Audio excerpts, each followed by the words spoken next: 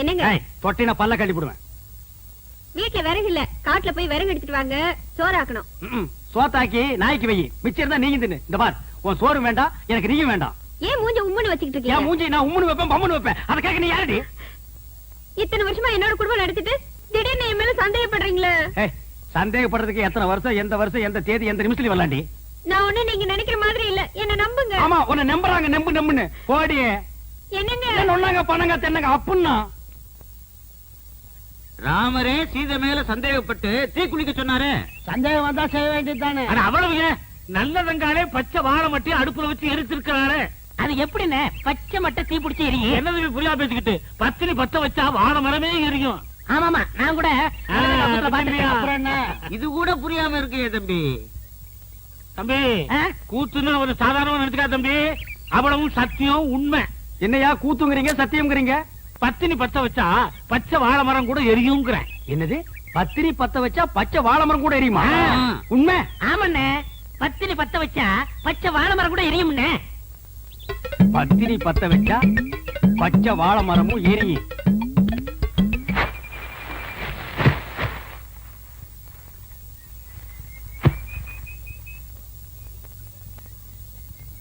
என்னங்க இது? சோறாக்குறதுக்கு விறகு எடுத்துட்டு வர சொன்னா வாழை மரத்தை எடுத்துட்டு வந்திருக்கீங்க. வாழை மரம் விறகு ரெண்டுமே ஒண்ணுதான்.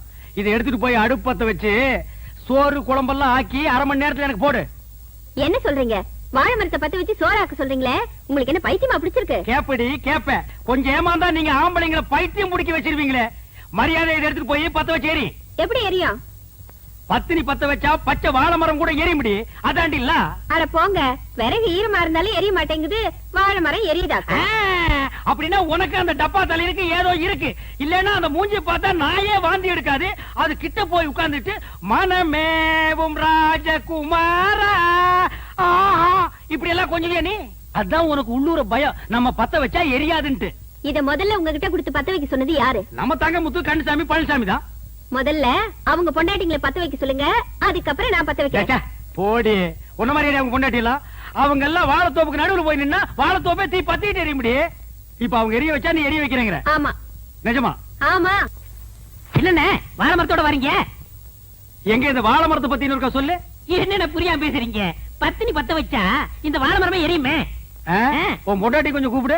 அடியே இங்க வா, அண்ணன் வந்திருக்காரு. என்ன காப்பி இப்பி சாப்பிடுறீங்களா? சாப்பிடணும். இந்த வாழை மரத்தை எடுத்துட்டு போய் உன் சம்சாரத்தை அடுப்பு பத்த வச்சு காப்பிய போட்டு கொண்டு வந்து குடுக்க சொல்லு, நான் குடிச்சிட்டு போறேன். விளையாடுறீங்களா? நீ தானே பத்தினி பத்த வச்சா பச்சை வாழை மரம் எரியும் சொன்னே இல்லையா? அண்ணே, உங்களை கையெடுத்து கும்பிடுறேன். நானே என் சம்சாரத்தோட மேலோட்டமா குடும்பம் நடத்துறேன். அவளை பத்த வைக்க சொல்லி என் குடும்பத்துல விரிசலை உண்டாக்கிறாதீங்க. என்ன அப்புறம் எதுக்குடா நீங்க சொன்னீங்க? நான் எங்க சொன்னேன்? கந்தசாமி பையன் சொன்னா. கந்தசாமியா? அவனுக்கு இருக்குது இன்னைக்கு. போடி உள்ள.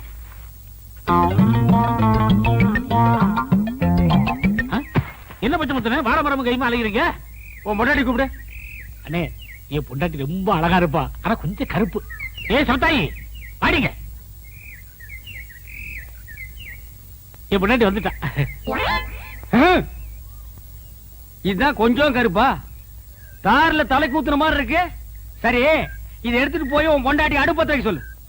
இதை எப்படி பத்த வைக்க முடியும்? யாரும் அவன் இடிச்சு வாயினா இருக்கா? பத்திரி பத்த வச்சா பச்சை வாழை மரம் எரியும் நீ தான் சொன்ன. போடி உள்ள. அண்ணே, நானே குத்து மதிப்பா குடும்பம் நடத்திட்டு இருக்கேன், குடும்பத்துல குழப்பத்தை உண்டாக்கிறாங்க. என்னது குத்து மதிப்பா குடும்பம் நடத்துறியா? அவனை கேட்டா மேலோட்டமா குடும்பம் நடத்துறாங்கிறா, இவனை கேட்டா குத்து மதிப்பா குடும்பம் நடத்துறாங்கிறா. என்னடா ஒரே அடியா குழப்பறீங்க?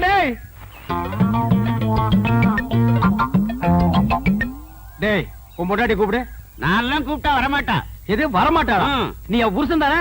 ஏதோ ஒப்புக்கு புருஷன். எது ஒப்புக்கா? ஒருத்த மேலோட்டம், இன்னொருத்த குத்து மதிப்பு, இவன் ஒப்புக்கு. அப்ப இதுக்கு வேலையே இல்ல.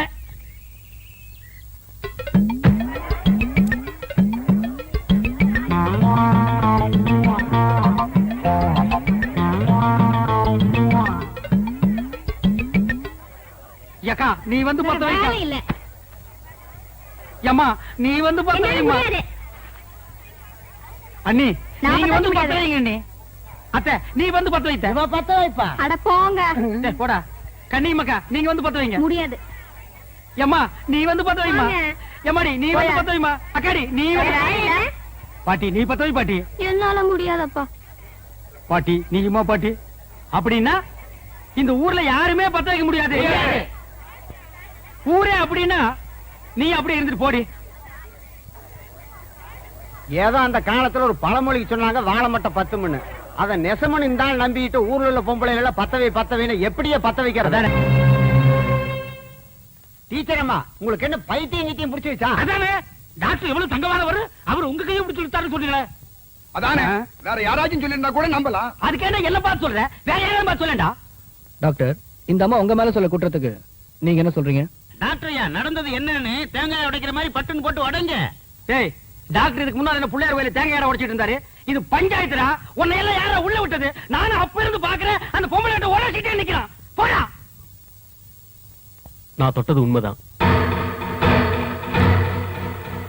ஆனா ஒரு டாக்டர் நோயாளியை தொடர மாதிரி தான் நான் தொட்டேன். இத போய் தப்புன்னு சொல்றாங்களே. இல்ல, இவன் போய் சொல்றான்.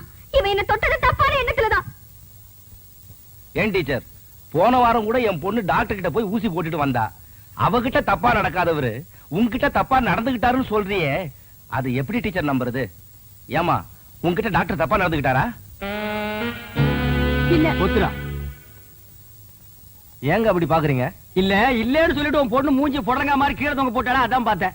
டாக்டர் அவங்ககிட்ட தப்பா நடந்துக்கிட்டாரு. சேச்சே இருக்கவே இருக்காது இல்ல. இந்த அம்மா வயிற்றுல பிள்ளையோட அந்த ஊருக்கு வந்தாங்க. நம்ம ஊர்ல இருக்கிற பொம்பளைங்க புருஷன் எங்கன்னு கேட்டாங்க. வருவாருன்னு சொல்லுச்சு. வருஷம் 5 ஆச்சு ஐயா, வந்தானா? ஆமாங்க, இந்த அம்மா வாழ்க்கையே சரியில்லை.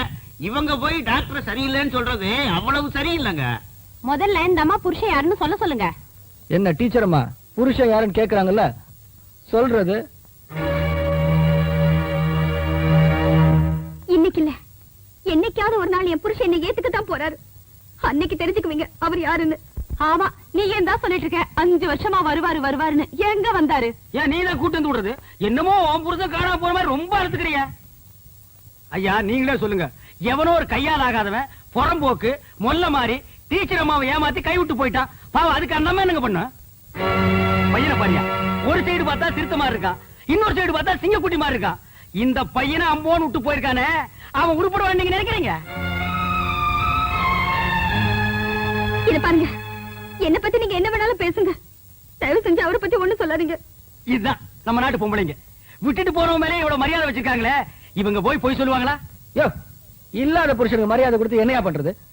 இவங்க புருஷன் இருக்குது உண்மைனா பஞ்சாயத்துல கூட நிறுத்த சொல்லு. அதுக்கப்புறமா டாக்டர் நான் விசாரிக்கிறேன். என்ன சொல்றது? இந்த அம்மா மேல இவ்வளவு குறைய வச்சுக்கிட்டு டாக்டர் கையை பிடிச்சிருந்தா நியாயம் கேட்க வந்துட்டாங்களா?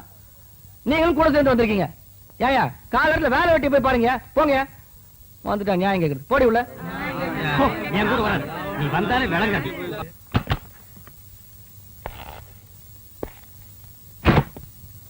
நான் தொட்டேன்னு அந்த டீச்சர் ஊரை கூட்டிட்டா. நீ என்ன பண்ற? 4-5 பேரா சேர்ந்து அவளை தொட்டுடுங்க.